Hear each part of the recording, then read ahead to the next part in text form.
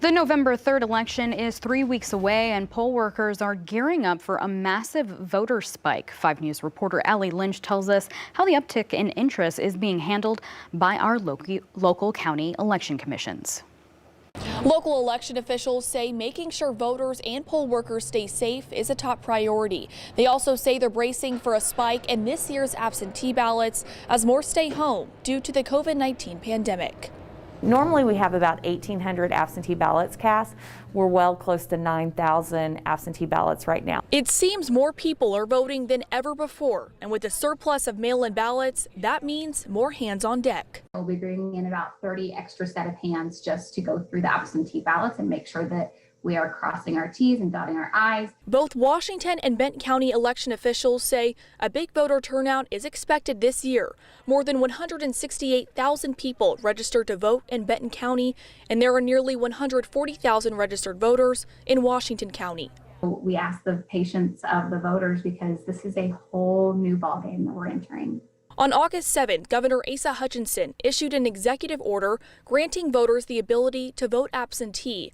The order also allows election officials to begin canvassing absentee ballots 15 days before Election Day to coincide with early voting. We actually will start canvassing, and that's just putting the paperwork of the voter application to the voter statement to make sure that that absentee ballot is eligible to be counted. Although Washington County Election Coordinator Jennifer Price says nothing will be counted until Election Day. That includes the early votes. Even though they're cast during early vote, we actually won't run tapes or have results on those until after 7:30, after the polls close on Election Day.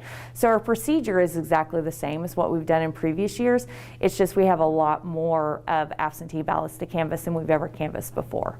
Benton County Communications Director Channing Barker encourages everyone to plan your vote ahead of time, whether that be absentee, early voting, or on Election Day. In Fayetteville, covering news where you live, Allie Lynch, 5 News. All right, Allie, thanks. As Election Day approaches, if you want to request an absentee ballot in Arkansas and Oklahoma, it must be received by Tuesday, October 27th. For in-person voting, the early voting period in Arkansas is October 19th through November 2nd. In Oklahoma, early voting is October 29th through the 31st. And don't forget, for all things election related, we have a complete voter's guide on our website, 5newsonline.com.